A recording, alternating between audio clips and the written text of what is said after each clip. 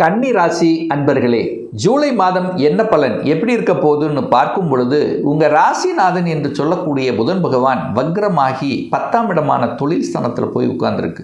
அப்போ உங்கள் எண்ணங்கள், செயல்கள், சிந்தனைகள் எல்லாம் தொழிலை சார்ந்ததாகவே இருக்கும். அதில் எந்த மாற்று கருத்து இல்லை. அது வக்ரமாக இருக்கிறதுனால ரொம்ப அதனுடைய ஈடுபாடு ரொம்ப அதிகமாக இருக்கும். டென்ஷன் ஆகிட்டே இருப்பீங்க. ஒன்றும் நடக்க போகிறதில்ல, நல்லது தான் நடக்க போகுது. பட் என்ன, கொஞ்சம் அலைச்சல் திருச்சல் டென்ஷனுங்கிறது இருக்கும். மற்றபடி எந்த பாதிப்பும் ஏற்படுத்த போவதில்லை. கொஞ்சம் இங்கே சூரியன் இருக்கிறதுனால ஸ்ட்ரைட் ஃபார்வர்டாக இருப்பீர்கள். சூரியனைப் போல இருக்கக்கூடிய எண்ண ஓட்டங்கள் உங்கள் ஆழ்மனதில் இருந்து கொண்டு இருக்கும். அதில் எந்த மாற்று கருத்து இல்லை. அப்போ சூரியனை போல் இருக்கிறது ஒரு நல்லது தான். அப்போ எந்த இடத்தில் எப்படி இருக்கணும் அப்படிங்கிறத மட்டும் புரிஞ்சாலே போதும். அப்போ வளைஞ்சு நெளிஞ்சு இடத்துக்கு தகுந்த மாதிரி செயல்படணும் என்பதை இந்த கன்னிராசி என்பர்கள் அறிந்து கொள்ள வேண்டும், புரிந்து கொள்ள வேண்டும். இந்த ஜூலை மாதம் சார், குடும்பம் சார்ந்த விஷயங்கள், தனம், வாக்கு சம்பந்தப்பட்ட விஷயங்கள் எப்படி இருக்கும் அப்படின்னு கேட்டிங்கன்னா 2ஆம் இடத்தை பார்க்கணும். 2ஆம் அதிபதி யார் அப்படின்னா சுக்கிரன். அந்த சுக்கிரன் போய் இப்போ 12ஆம் இடத்துல போய் உட்கார்ந்துருக்கார். விரயஸ்தானத்தில் உட்கார்ந்துருக்கார். பணம் விரயமாகிறது, பணம் செலவாகிறது.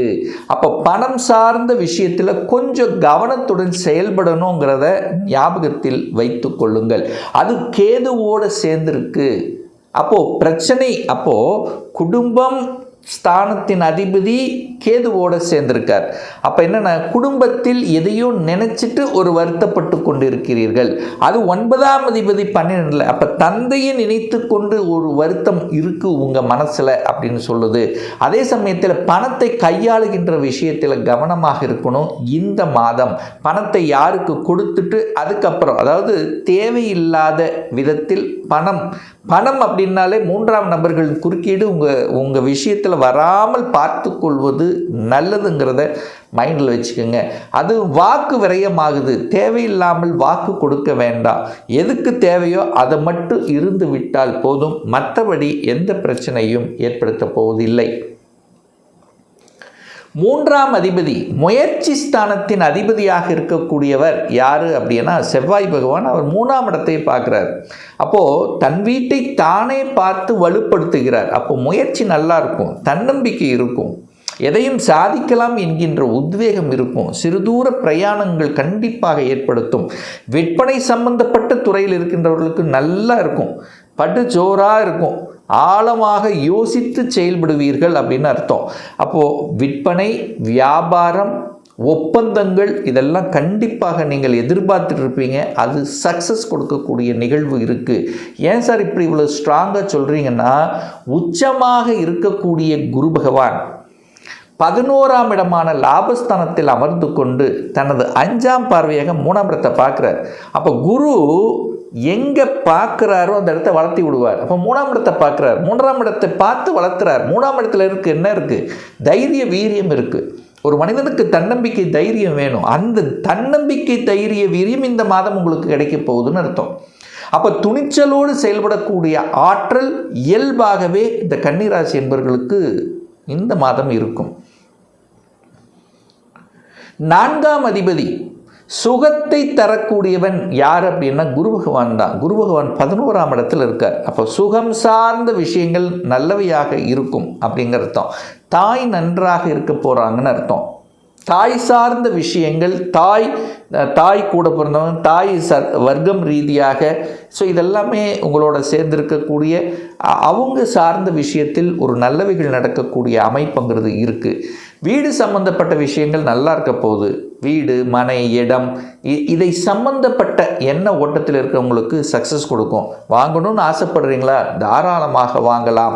அதில் எந்த குறைபாடும் ஏற்படுத்த போவதில்லை இந்த கன்னிராசி என்பவர்களுக்கு. ஒரு சிலருக்கு வீடு வாடகை தான் கட்டிகிட்டே இருக்கிறோமே, இது ஒரு 5-6 வருஷம் வாடகை கட்டியிருக்கோம், பேசாமல் அந்த கட்டின வாடகைக்கு ஒரு வீடு வாங்கியிருந்தால் கூட பாதி குறைஞ்சிருக்குமே, இப்படியெல்லாம் அவங்க எண்ணங்கள் தோணும். அப்போ வீடை வாங்குவதற்குண்டான எண்ண ஓட்டத்தை உதயமாக்கக்கூடிய ஒரு மாதமாக இந்த கன்னிராசி என்பவர்களுக்கு அமையும். அட்லீஸ்ட் ஒரு இடமாவது வாங்கி போடணும். இல்லைன்னா அதை பற்றி பேசாமல் இருக்க முடியாது.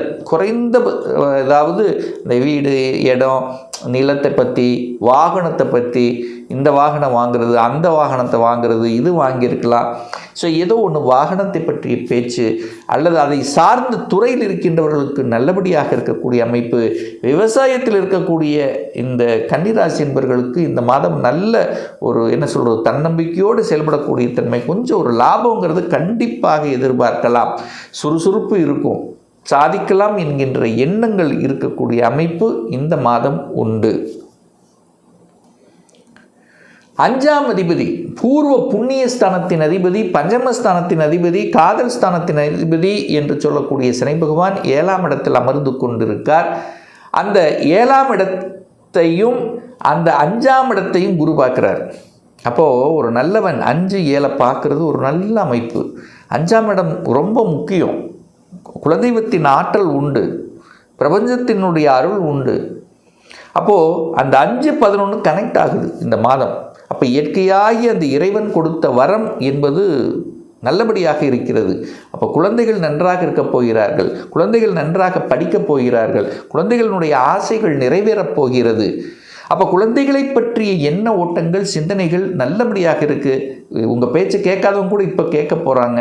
குழந்தைகள் ஒரு கருத்து வேறுபாடு இருந்தால் கூட அதெல்லாம் மறையக்கூடிய ஒரு காலகட்டமாக இந்த ஜூலை மாதம் அமைய இருக்கிறது.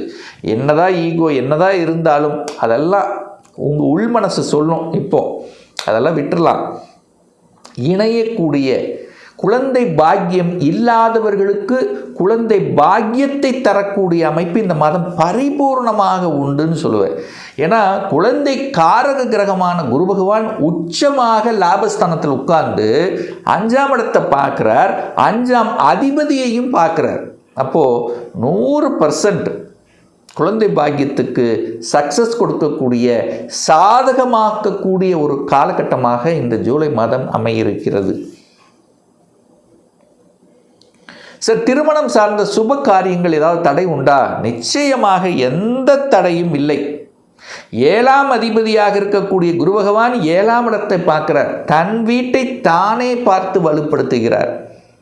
அப்போது இந்த வருடம், அதாவது இந்த குரு பயிற்சி ஆயிடுச்சல்ல, இந்த வருடம் திருமணத்துக்கு எந்த தடை இல்லை. நிறைய கன்னிராசி என்பவர்களுக்கு திருமணம் சக்ஸஸ் கொடுக்கக்கூடிய ஒரு காலகட்டம். ஏற்கனவே திருமணமாகி டிவோர்ஸ் ஆனவர்கள் கூட ஒரு கேப் ஆயிடுச்சு, சரி இன்னொரு மறுமணம் செய்து கொள்ளலாம் என்கின்ற எண்ண உணர்வை கொடுத்து அதுவும் சக்ஸஸ் படுத்தக்கூடிய ஒரு காலகட்டம் தான். சார், நான் ஏற்கனவே காதலில் இருக்கிற, ரொம்ப நாளாக காதல் இருக்கிற, காதல் திருமணம் செய்யக்கூடிய அமைப்புகள் சந்தர்ப்பங்கள் உண்டு.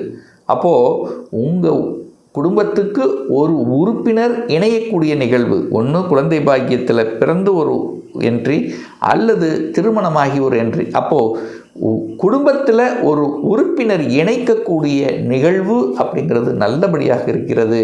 ஒரு சிலர் கூட்டு தொழிலில் செய்யக்கூடிய எண்ணங்கள் சிந்தனைகள் உங்கள் மனசில் எழும். கணவன் அல்லது மனைவி 2 பேரில் செட்டில் ஆகலைன்னா, அந்த வேலை கிடைக்கலன்னா இப்போ வேலை கிடைக்கக்கூடிய அமைப்பு, செட்டில் ஆகக்கூடிய அமைப்பு, 2 பேரும் சேர்ந்து எதையாவது ஒன்று செய்யணுங்கிற எண்ணத்தை உருவாக்கக்கூடிய அமைப்புகள் இதெல்லாம் நல்லபடியாக இருக்கிறது. அப்போது இந்த மாதம் நல்லதை செய்யக்கூடிய ஒரு மாதமாக அமைகிறது. சூரியனும் 10ல் இருக்கார், 10ல் திக்பலம் அடையுது. நிறைய பேர்த்துக்கு அரசாங்க மாற்றங்கள், அரசாங்கத்தில் இடமாற்றம், ப்ரமோஷன் கிடைக்கக்கூடிய அமைப்பு ரொம்ப சாதகமாக இருக்கிறது. அதுவும் சூரியன் இந்த 17 ஜூலை 17க்கு அப்புறம் குருவோடு சேர்ந்து லாபஸ்தானத்தில் உட்காரப்போகிறார். நிறைய பெரிய மனிதர்களின் தொடர்புகளை கொடுக்கும். உயர் பதவிகள் கிடைக்கக்கூடிய அமைப்பு, அரசாங்கத்தின் மூலமாக அனுகூலங்கள், அரசாங்க ஒப்பந்தங்கள், அரசியல் ஈடுபடுபவர்களுக்கு நன்மைகள் நடக்கக்கூடிய அமைப்பு, இப்படி நல்ல விஷயங்கள், தந்தையின் மூலமாக நல்லவைகள் நடக்கக்கூடிய அமைப்புகள். ஸோ இப்படி தந்தை உங்களுக்கு பொறுப்பு தருவார். ஸோ இப்படி நல்ல விஷயங்கள் நடக்கக்கூடிய ஒரு நல்ல காலகட்டமாகவே இந்த கன்னி ராசிக்கு அமையிருக்கு அப்படிங்கிறத ஸ்ட்ராங்காக சொல்லலாம். வெளிநாட்டில் போய் படிக்கணும், வெளிநாட்டில் போய் வேலை பார்க்கணும், வெளிநாட்டில் குடியுரிமை வாங்கணும். ஸோ இந்த வெளிநாட்டை பற்றி சிந்தனைகள், வெளிநாட்டு தொடர்புடைய கம்பெனியில் வேலை பார்ப்பது அல்லது இம்போர்ட் எக்ஸ்போர்ட் சம்பந்தப்பட்ட துறையில் இருக்கிறவங்களுக்கெல்லாம் கூடுதல் ஆதாயத்தை தரக்கூடிய ஒரு நல்ல மாதம்தான் இந்த ஜூலை மாதம் கன்னிராசி அன்பர்களுக்கு. ஒரு நல்ல தெய்வ வழிபாடு எடுத்துக்கணும் அப்படின்னா, ஒரு தடவையாவது மதுரை மீனாட்சி அம்மனை தரிசித்து வருவீர்கள் என்றால் நிச்சயமாக உங்கள் மனசு, உங்கள் எண்ணம், உங்கள் செயல், சிந்தனைகள் சிறப்பு பெறும். அதில் எந்தவித மாற்று கருத்து இல்லை. மதுரை மீனாட்சி அம்மனை வணங்கி வருவீர்கள் என்றால் மனசு நல்லா இருக்கும், தொழிலும் நல்லா இருக்கும். இப்போ சொன்னது ஒரு பொது பலன்.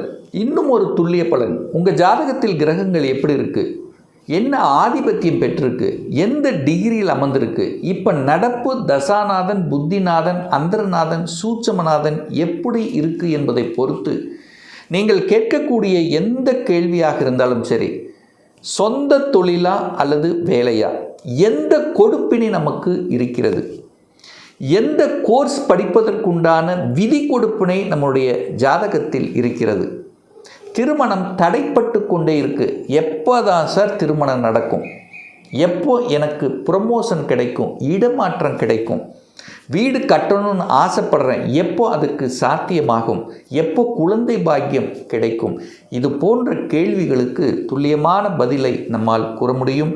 ஒரு பர்சனல் கன்சல்டேஷன் எடுத்துக்கணும், உங்களுடைய சுயஜாதகம் பார்க்கணும், உங்களை பற்றி தெரிஞ்சுக்கணும் என்று விருப்பப்படக்கூடிய அன்பர்கள் டிஸ்பிளே தெரியக்கூடிய நம்பருக்கு வாட்ஸ்அப் மூலயமாகவோ ஃபோன் கால் மூலயமாகவோ தொடர்பு கொண்டு நேரடியாகவோ அல்லது ஆன்லைன் மூலமாகவோ கன்சல்டேஷன் எடுத்துக்கலாம். நம்மளுடைய அலுவலகம் கோயம்புத்தூரில் அமைந்துள்ளது. ப்ரியர் அப்பாயின்மெண்ட் வாங்கிட்டு நேரடியாக கன்சல்டேஷன் எடுத்துக்கலாம். நிச்சயமாக இந்த பதிவு ஏதாவது ஒரு ரூபத்தில் உங்களுக்கு யூஸ்ஃபுல்லாக இருக்கும். அதில் எந்த மாற்று கருத்தும் கிடையாது. நம்முடைய சேனலை ஃபஸ்ட்டு டைம் நீங்கள் பார்க்குறீங்கன்னா மறக்காமல் சப்ஸ்கிரைப் பண்ணிக்கிங்க. பக்கத்தில் இருக்கக்கூடிய பெல் பட்டன் ஆல் நோட்டிஃபிகேஷனை கிளிக் பண்ணும்போது நான் போடக்கூடிய அடுத்தடுத்த பதிவுகள் உங்களுடைய நோட்டிஃபிகேஷனில் வந்து சேரும். மீண்டும் ஒரு நல்ல பதிவில் உங்களை சந்திக்கும் வரை உங்களிடமிருந்து விடைபெறுவது உங்கள் அஸ்ட்ராலஜர் டாக்டர் சதீஷ்.